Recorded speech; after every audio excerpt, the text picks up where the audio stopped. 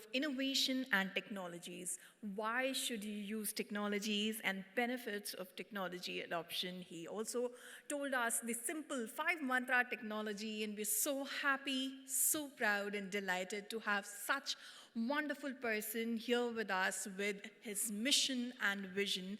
Ladies and gentlemen, let's have a huge round of applause one more time for Mr. Akhilesh Srivastava. Well, ladies and gentlemen, it is now time that we break here for tea for next 15 minutes, and we will see you all on the other side of the tea break. You can catch the highlights of this conference on our Facebook and Instagram page, and we will also be having lucky draws. So this is going to be an energetic day, and please be right here with us after the break, after 15 minutes. Thank you so much.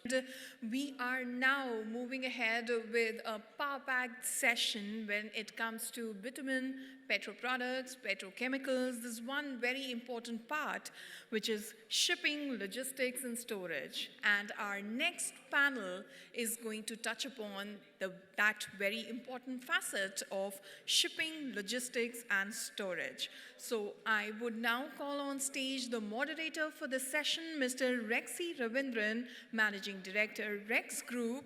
He is going to be the moderator for this session. And I would also call on stage the panelists for the session, Mr. Alan Pinto, Director, Shipping, Richmond Group. Well, Alan Pinto joined Richmond Group in the year 1999 and currently serves as the Director of Shipping, Operations and Bulk Bitumen for Middle East, India, and Africa. In addition to overseeing the commercial operations of the group's bitumen tankers and in-chartered tonnage, he also orchestrates and facilitates the trading and supply of bulk bitumen across Southeast Asia, Australia, India, and Middle East. I would now like to welcome on stage our next panelist, Mr. A.V. Pednekar, Director, VVF Limited. Well, Mr. Pednekar has an impressive portfolio that includes 25 years in the Indian Air Force. He is currently the head of VVF Group since February 2011. He is a versatile professional with over 2.5 decades of rich and varied experience in all facets of HR, including planning, organizing, administration, internal relations, performance, appraisal design, analysis, security, recruitment, and real estate construction. And last but not the least, to complete the panel, can I now have with us Mr. Vivek Dwivedi, yet another very seasoned professional. He's the Managing Director of CSPL. We welcome all our panelists up the stage. Can I please have you all up the stage? And ladies and gentlemen, let's have a huge round of applause. Let's welcome our panelists with a huge round of applause. Come on. Well, our panelists have already taken their place on the stage, and I would now request our moderator for this session, Mr. Rexy Ravindran, to join me here and take it forward. And ladies and gentlemen, I know we are less in number, but then we can be enthusiastic, we can be energetic, because this is going to be a power-packed session. Let's have a huge round of applause. Come on, let's circulate some positive energy. I think I get a chance again to come on stage. Frankly, as Dharna said, there are many people outside who are doing great business, and we were very happy that you all are here inside.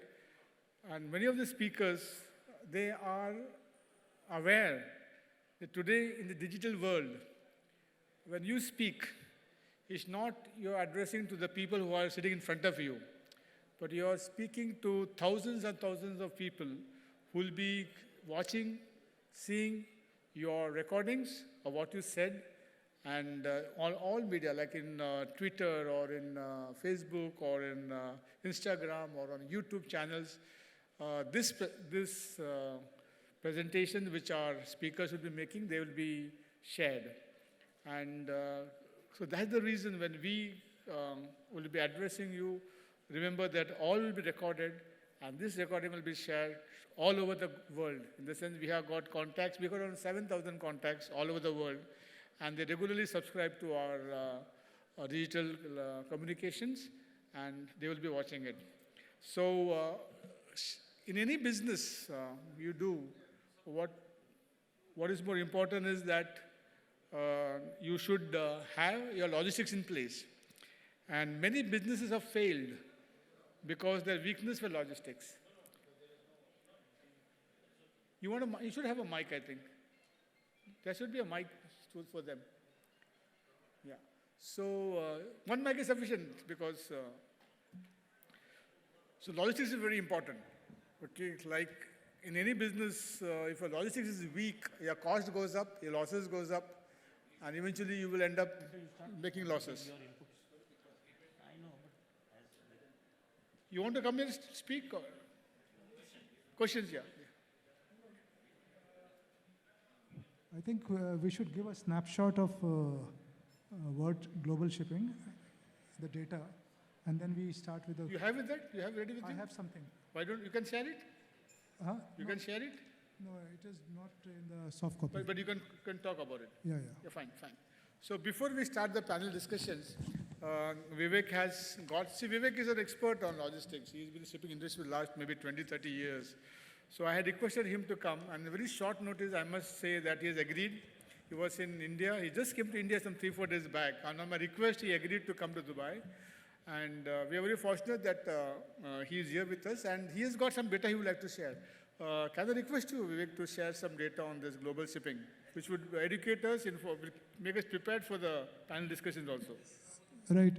I think one of the topic of the discussion was whether the existing shipping capacity is enough for the demand, right? Yes. We have enough ships?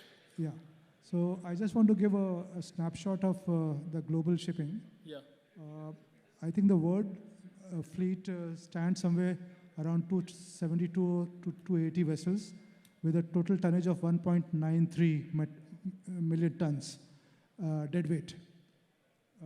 In this, there's a very gradual shift of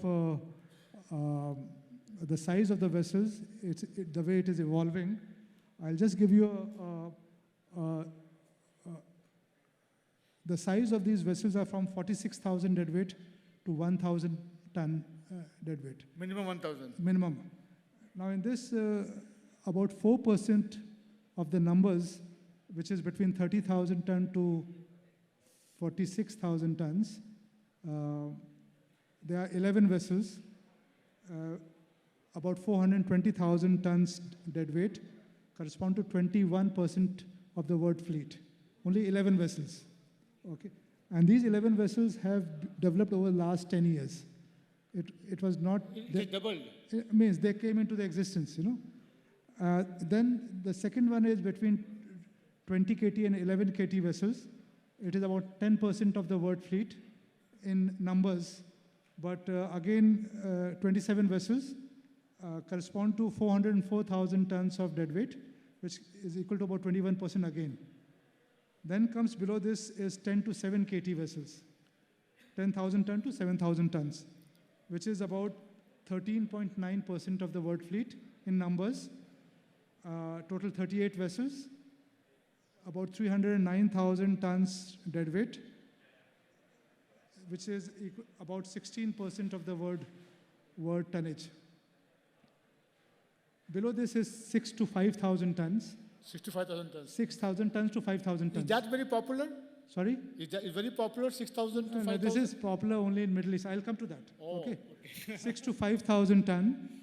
There are 67 vessels, which is about 25% of the world tonnage. 25%. It is about 402,000 tons of deadweight, which correspond to about 21%. Wow. So, and then the last below 5,000 ton is the numbers are very high, 143 vessels, 52% of the world numbers, 52 number-wise. Numbers. But tonnage? Tonnage is about 397, again about 20%. 20%. So it is basically equally distributed between 11 vessels of 40,000 to 30,000 tons, which correspond to 20%. Below that, 20 to 10 correspond to 20%. but the numbers are less. Numbers are less. And lastly, the But- numbers are high. So Achha. this is what, but the most important thing which we should be interested is S&P in the last 10 years, sale and purchase, where the second-hand vessels have changed hands. There are about 70 vessels which have been sold and bought by the buyers. Out of that, 45 vessels have been bought by the Middle East interest. 45 Middle East Indian interest. Indian interest. Middle East and Indian interest, which corresponds to about 50% of the Wow. of the tonnage. And this is about 230,000 tons, which is now catering specifically to the Indian market. And now in the monsoon time has started. This time they were very fortunate that they are catering to the southeast market also. You know. Right. Okay, now the last one before I close. The new building since 2014, there have been 63 vessels which have been built in the last 8 years. 8 years. 8 years, in which 18 vessels are built which are more than 10,000 tons, and 27 vessels are built which are between 5 to 10,000 tons. These are new buildings. New Okay. builds. New buildings normally are not the ones which are ideally suited for Middle East market. There the people are looking for more substandard, second-hand, Chinese-built vessels, and we will discuss on that also. And now in next 2 years, there are 7 new buildings on order of about total 133,000 tons, in which all are above 12,000 tons size. So the gradual shift is there for the bigger vessels. If you see the last 10 years, the maximum tonnage is built for the bigger vessels. Okay. You know, so this is where I'll stop and then we'll have a question. But coming to the point which you said, ki maximum number of ships are there in the high tonnage capacity. Do you think many of the ports has got that draft or the facility to take these big tanks, big ships? I think they are, because 12,000 ton vessels are very much in demand at the moment, and whatever is available tonnage is there is very difficult to get them. So definitely long ton miles going to Australia, going to New Zealand, here also between China and Southeast Asia. There are these 12,000 ships. yeah. But India, I think... India's side has been little bit, I don't think that much of bigger size vessels have come into the play. Some of the fuel oil vessels have been converted into bigger vessels, but they are very, very poor standard, and I don't think they can sustain for longer period. But eventually, when the port infrastructure is developed properly, I think the bigger vessels have to come into the play. Very good. See, fortunately for us, new ports are coming up in India, but the question is, what will be the draft and what will be the capacity of big ships they can take it? Like a place like Bombay, I think has not gone above 6,000 or 8,000. Adin, am I right? Not more than 8,000 tons in Bombay port, or 7,000? 7,000, yeah. So that's what it is. Very good. I think, Vivek, thanks here. It was very informative. I could even see an expert like Alan taking down all points when he was speaking. And it's very informative and very interesting that the future how is going to be. And from 2014 to 2022, you're talking about how many new ships are being built? About 63 vessels. 63 vessels are being built. Yeah, already built, and another 7 are coming now. I think Sanjay ji, you must listen to this. Can I ask one question, Rixi? Yeah, please. I just wanted to know, all these vessels which you are talking about newly built, are they specifically for bitumen, or you are talking about all cargo? So if you can also, if you have knowledge about only maybe specific bitumen type of ships also, separately. No, the vessels which I have discussed just now are purely for bitumen. Purely for bitumen. Thank you very much. 60 vehicles, fine. So I think I was talking to Sanjay ji, you know, when you're talking about shipping, there's a good news. There are 63 new vessels coming in.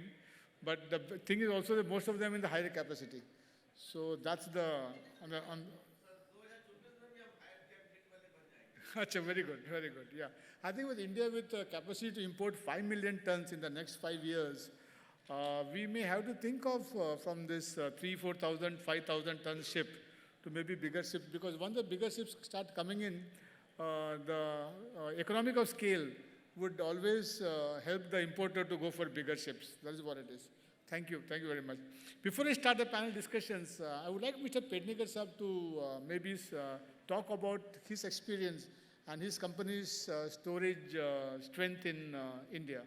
Pednekar sir, would you like to share something? Yeah, I think yeah, you made thank some you very lovely much. slides also. Thank you very much. I am flashing some information in the form of slides also, because this is a discussion, and then I'll not be able to share specific inputs. So I think since the last 5 years, that means 5 years ago, it is Rexy actually who initiated the bitumen imports within Mumbai, and the credit goes to him. I'm Both of us. clearly saying here, and it is he who came to us, VVF Limited, and initiated, because we are a big technology-driven chemical company, but we were not into handling bitumen. So when he came, we put our mind, and then we said, yes, we are ready to handle, because this bitumen was only, the bitumen storage was only being handled by public sector companies, that is BPCL, HPCL in Mumbai. So last, I think 5 years ago, we initiated. Initially, we came up with a tankage size of 5,000 KL. But slowly and slowly now, we are capable of handling 18,000 plus kiloliters of approximately metric tons of bitumen close to the Indra docks, that is approximately 6 kilometers. And since the last 5 years, we have handled it very, very efficiently, in the sense we have not got a single incident also. I am not talking about an accident, no single incident whatsoever on the subject. Good, fine. I think you have some base oil tanks also. Can you say something about base oil? Because a big I market would there for also, base oil. very good. I would also like to add that VVF Limited as a company has got various verticals. We are in oleochemicals. We are also in manufacturing of soaps, that is bars and liquids also. But we are also got a vertical which is storing bulk storage, that is in tanks. In Mumbai, we have approximately 50,000 metric ton storage space available close to the Mumbai port, and approximately 1,25,000 in Taloja. Though 1,25,000 in Taloja is only being handled for chemicals, and bitumen we are having at Sivri. So in Mumbai, the storage business, bulk storage business, was started long back in 1968 by us. That time it was only 10,000 metric tons, and slowly it has increased, and we have reached 50,000 metric tons. So we store all types of base oils. We have got underground pipelines also to avoid tanker movement from the port. And specifically, it is an unclassed storage house. We are now intending to make storage for furnace oil also, because many of the importers came to us and says, will you be able to provide us storage facility for furnace oil? Good. I think apart from base oil and bitumen, one more product which India imports and it has been going up recently is furnace oil. And India imports 180 CST furnace oil, which is used in the industries in India, and that demand has been going up. Most of the refineries today in India are not very much keen on 180 CST furnace oil. They are going more for 380 because that's got an export value. Most of the bunker fuel users use 380. 180, India has to make below 2%, below, I think it is 2% now for industries. In some areas, it is even below 1%. So that is, refineries are finding it difficult to get that. But some refineries have got the capacity, they put up facilities by which they are able to make low sulfur furnace oil. But furnace oil imports are increasing. I think the volume is quite small now, but the future is there. And Bombay is one place where I think there is always a demand for furnace oil. Thanks. Alan, as Vivek has said, the number of ships are increasing from 2014 to 2022. But presently, like now from September, the season starts. So presently, are there any shortage of ships in the market? Because there are many importers and many buyers, and the only complaint they say is, what about ships? We don't have ships. So is it that the ships are being concentrated by few people so that it's not freely available? Maybe, as Vivek said, in the years to come, maybe things will improve. But presently, I would say from September onwards. Do you think there's a shortage of ships in the market? I think Vivek has mentioned there's already 45 ships sold over the last, I think, few years, all moving to the Middle East India interest. So I think almost about 20% of the bitumen tonnage is now in this region. And as I see it, I don't see a shortage of ships. If you see the load ports, there's always a queue of ships waiting. If there was a shortage, you would have berths empty and ships arriving there and berths vacant. So that definitely is not the case. If you put in more ships, it's only likely to lead to more congestion. And there is indeed, you always see ships waiting at the load port for 3 or 4 days at a time. Correct. We have seen a number of conversions being introduced, and as Vivek mentioned, some of them are substandard, some of them are not really bitumen tankers, but have been pressed into the trade and operating as bitumen tankers. They're then able to deliver lower freight rates, I suppose, with larger vessels converted like this. But I think once you have a little more stricter audits happening of vessels that are operating in this region, many of them will find it difficult to continue, especially when you have more the carbon emission norms being introduced and applied. So to answer your question, I don't think there is a shortage. Every receiver would definitely, or buyer would definitely call it a shortage if he's not getting a freight that he's sort of interested in getting.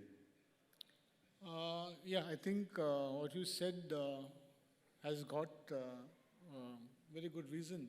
But tell me why it takes so much of time for ship unloading and loading. Do you think our ports doesn't have the updated technology or the facilities to unload and load bitumen?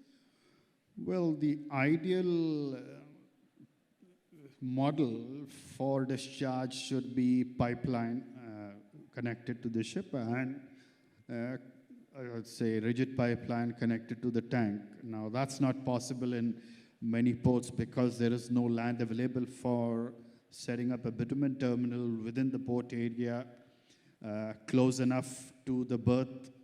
So many a times, especially say in Bombay and JNPT and even I think some tanks in Mangalore, you have in Kakinada and other locations as well, where discharge is necessarily happening into trucks and then the trucks will deliver the product to the tanks, the storage tanks. This is a model, for bitumen, this is not an unusual model. It happens in many ports all over the world. You can have a little more efficiency by introducing larger trucks, maybe, and more trucks. I find a number of times many receivers order a large ship but don't have enough trucking capacity to manage to transfer from the ship to their storage tanks, or some of them sometimes look at it as, let me sell it from the ship itself. So that introduces inefficiencies. You have the ship waiting at the berth for trucks to arrive. So overall, it's more of, as long as there are enough trucks available, that model will work. Wherever there are pipelines, you have an efficient system of delivery to the storage terminals. Yeah, so I think pipelines is one of the reasons, solution to this problem at some ports. But don't you think these ships are too old enough? Some of the ships are really in bad shape, and that could be one of the reasons why the ship is not able to perform to the best level. That is true. In many cases, you have, I think you can identify the operators that run substandard vessels. Like I mentioned, converted vessels. There have been even mishaps in the port. There have been even incidents which have led to loss of property in terms of sinking of ships, etc. And if you filter out which ships or which operators, you'll figure out that there are certain operators that continue to operate ships not to below standards that are actually applied by most by the regime. No, but then, as a customer, like many of my friends here who were buying to going to buy bitumen, and they may buy on a CFR basis. Some of them might go for a full CFR basis. What is the liability of the buyer in case the ship gets? Yeah, Vivek, can you say some light on that? Okay, for the buyer, the liability definitely is that if he has not vetted the ship properly, if he is not ensured that the ship has got proper P&I cover from a reputed P&I club, it is possible that he might be left holding the, if there is a loss, he might not get covered by his insurance. Because most buyers think if they have purchased local insurance, they are well covered, but the insurance comes with condition that he's got to put his cargo on ships that are well maintained, as well as hold all the certificates, including a proper P&I insurance. Yeah, Vivek? As I mentioned, about 45 ships which have moved in this area. Let's talk about them, okay? I think out of 45, maybe 90% or more are all Chinese-built ships. Chinese-built. Okay? And these ships are generally built in the year of 2006 to 2008-9. That was an era in China shipbuilding industry where absolutely third-class ships were being built. Oh. You know, those ships do not have a life more than 15 years. I'm just telling you that. I feel sometimes the buyers in India and all, they take too much of risk and liabilities. You know, first of all, sanction is not helping us.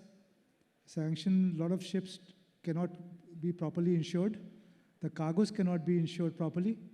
So all those things are a big challenge. You know, we are seeing end-to-end solutions, but these are the liabilities people should understand. You know, there is a big liability where when the incident happens, after that only you will realize that you are not covered properly.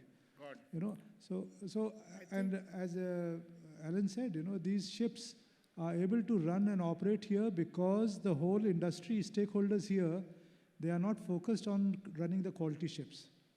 They just want to use it as a truck, probably without any proper standards, and just A to B, you know. But shipping is much more than that. You know, if the standard of shipping what we have in Middle East India is totally different than the other standards which are all over the place. You know. Like Europe and all. Oh yeah, everywhere. In fact, there are some stakeholders here. They run absolutely fantastic ships. You know, not in Middle East, but and that's the way the standard should be. Here, the Chinese ships add misery to the whole thing. You know.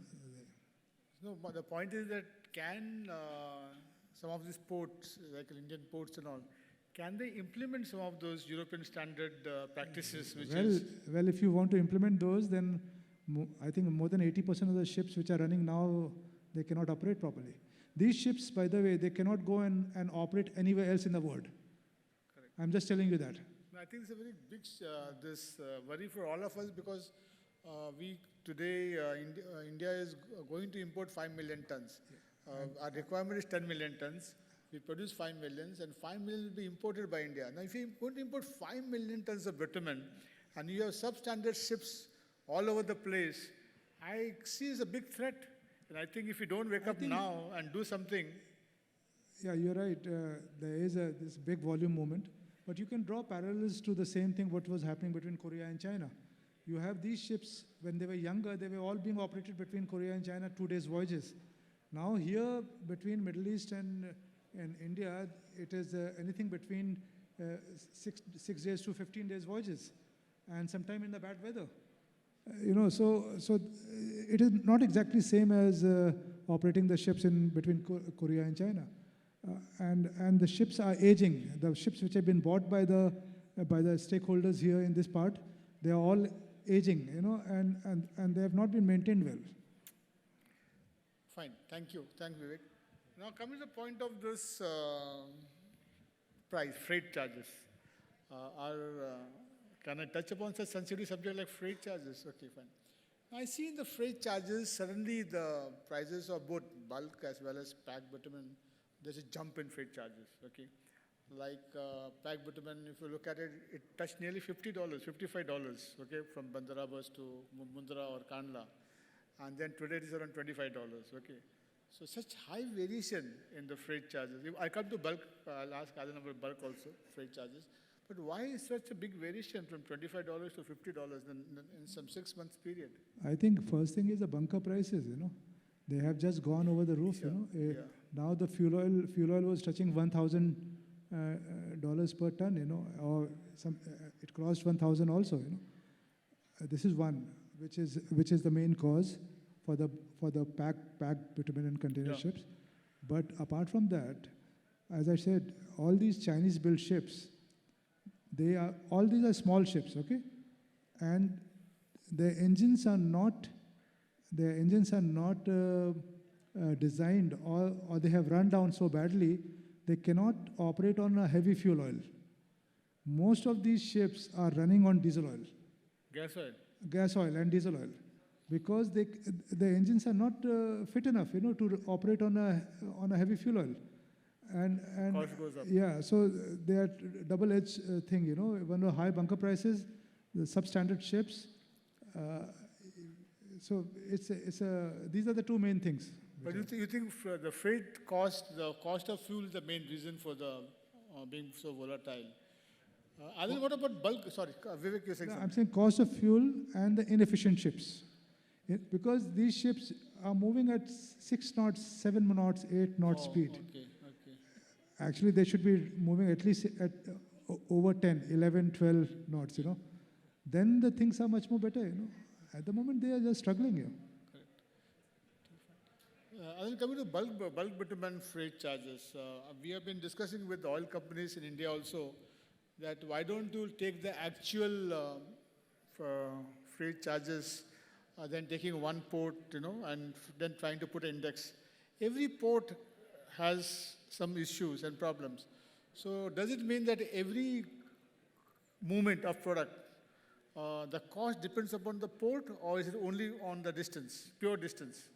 No, one is when it comes to freight, definitely bunkers is a factor because bunker prices had gone up from, say, if you look a year back, it was around 400-500, and fuel oil had touched even 1,200. Plus, availability was also limited. Fujairah, etc., had some issues with even ready availability of fuel oil bunkers. Now that has eased down, so bunker prices are down to about 900 levels now. Secondly, when it comes to the various terminals, most importers or most receivers have got terminal sizes which are sort of limited in terms of you have some importers in Karwar with say 3,000 metric ton tank. There are Kakinada, for instance, again 3,000 metric ton tank. So you can't take a large ship there and discharge only part cargo and then go to another terminal. In the bitumen logistics business, it's best to try and match the terminal size with the ship size because that'll give you the optimum freight.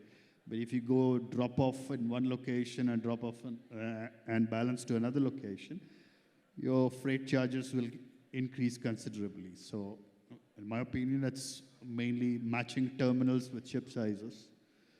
And especially for the longer distance like Haldia, etc., you would be better off using larger ships. But Haldia has got its own restrictions in terms of drafts also, because Haldia has got, say, about 7 meters. You can't exceed that, because there are times that you might not have the tide to take the vessel in. So whatever efficiency you've generated by using a larger ship could get lost if the ship gets delayed and not able to get to the port in time before the tide levels go down.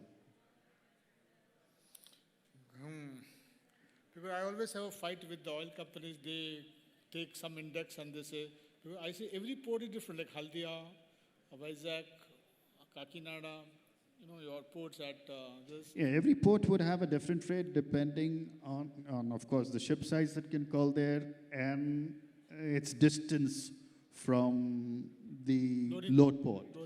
So the West Coast definitely would have lower freights. The East Coast would have higher freights, for sure. Yeah. For sure, yeah. Now, I think before we open the question and the sessions, one last thing. You think there's a future for bituteners? Bituteners, I think I don't see them being able to compete with bulk bitumen vessels now, because I think when it comes to, if I look at India as the market, there are enough bulk bitumen tankers that would be able to deliver to various locations. Bituteners are best suited where there is no, where there is adequate container say, shipping available, plus moving the bitutener directly from the port to a terminal, to a site where it's got to be sort of used. So those are best suited where the infrastructure is not yet developed, where the port is not able to receive bulk bitumen at a low freight, and the distance from the port to the location where the bitumen is to be used is quite high. So then it makes sense. Otherwise, rotating a bitutener between load port to any of the Indian ports, because you incur a empty return freight as well at a high cost, I don't think it's competitive. Good, fine. Thanks, Alan. Come on, any questions you have, want to know about shipping, logistics, storage? We have experts here. Both Mr. Pednekar, Vivek Dwivedi, and Alan Pinto have got rich experience. Any questions you want to ask?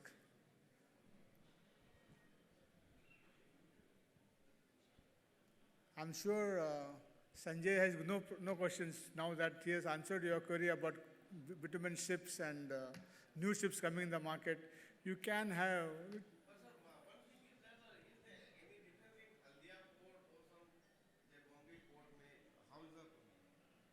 मतलब I just wanted to know कि जैसे बम्बई में port में ship ज़्यादा आ जाते हैं, bulk ship की मैं बात कर रहा हूँ, और हल्दिया में कम आते हैं. So is The reason there behind any it, challenge? why Bombay gets more And is there any challenges for the Haldia importer? Haldia mainly is the distance. So if, say, you move from Middle East to Haldia, it'll almost take about 14 days, 12 to 14 days one way, whereas Bombay is only about 4 to 5 days away. So if there is an opportunity in Bombay for a ship owner or, say, an importer, he would prefer to take the ship to Bombay.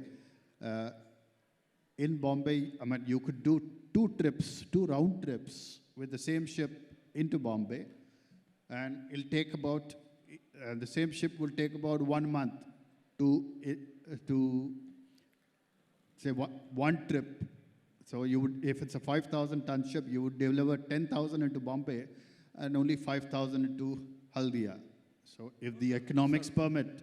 Sir, that's right. But the problem is कि challenges तो नहीं है ना भाई, भाड़ा लगेगा, you have to pay more freight. That's all, ना? That's all. But the challenges are not there.